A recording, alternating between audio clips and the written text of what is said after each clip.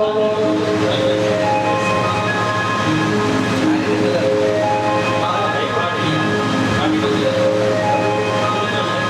हनुमान का लंका में प्रवेश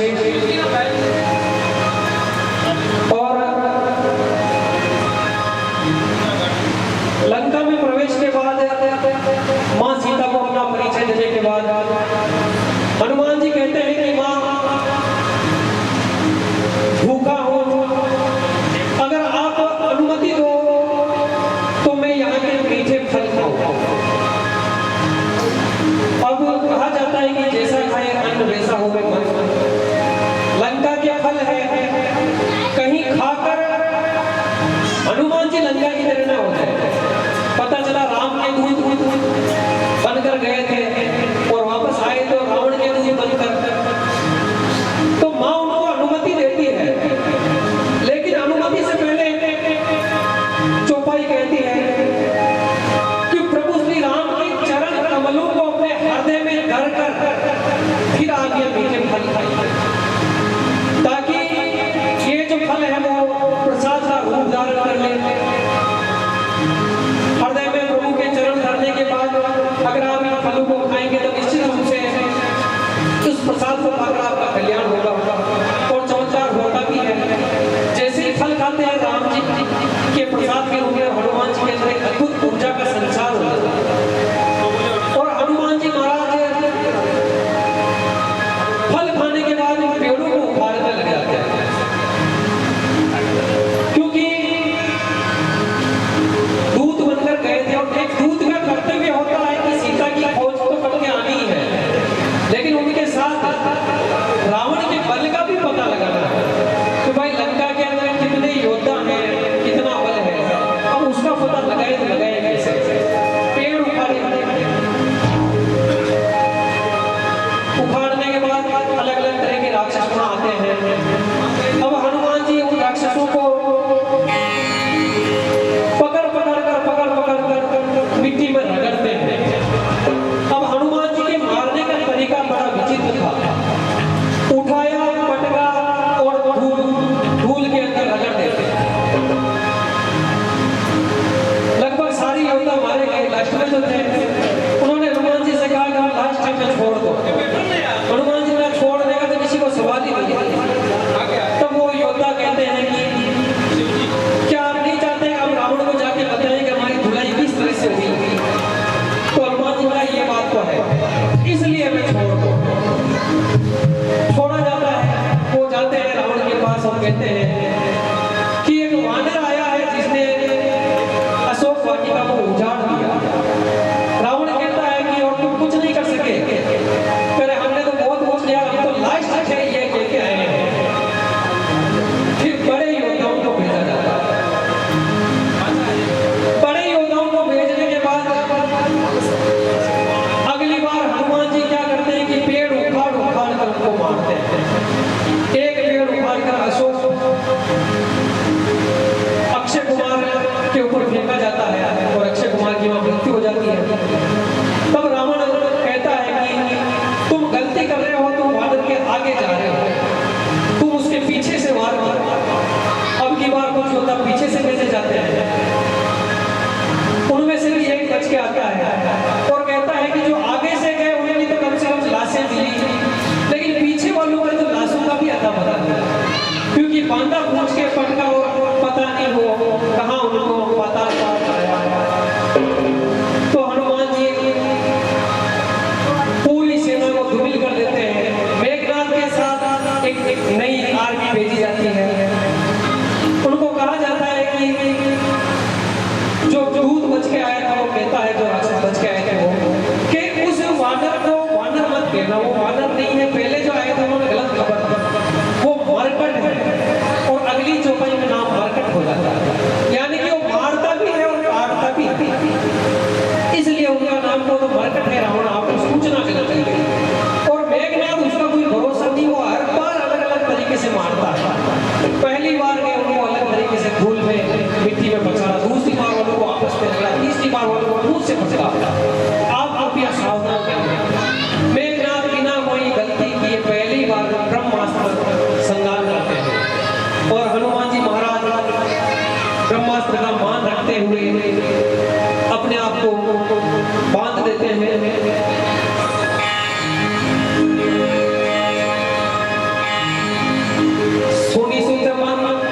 सुनी सुत बदलन के शरीशाना पटे सी मेघनाथ बलवाना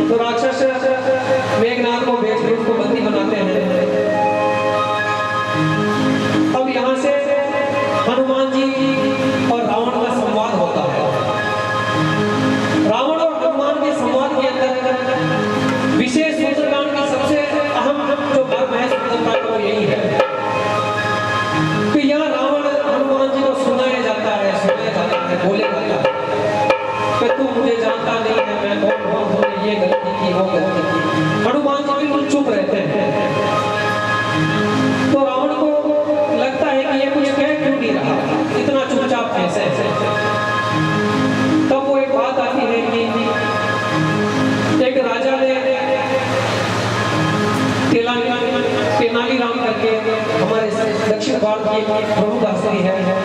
तो तेनालीराम को उनके शासक जो होते हैं विजयनगर साम्राज्य के राजा, वो कहते हैं कि तेनालीराम को हमेशा मेरा मनोरंजन करते हो।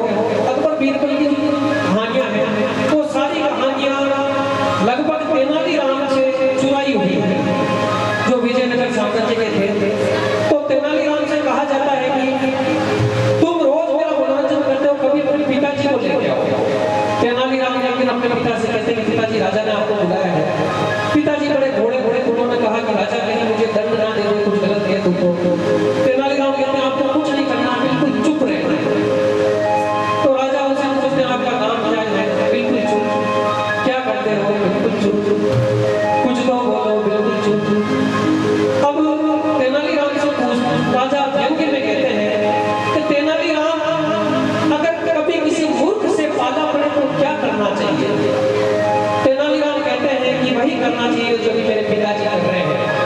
यानी कि चुप रहना चाहिए।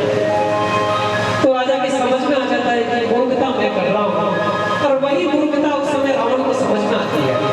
जब हनुमान उससे कहते हैं कि मैं तुम्हें बहुत अच्छे से जानता हूँ कि सहस्त्र बाहुओं के संग तुम्हारी लड़ाई पड़ी थी और बाली के संग तुम्हारी लड़ाई पड़ी थी। राम कथा वाकई काफी मर्मशील है, जिसमें सुंदरकांड का मर्म काफी अद्भुत है। जम्बूद्वीप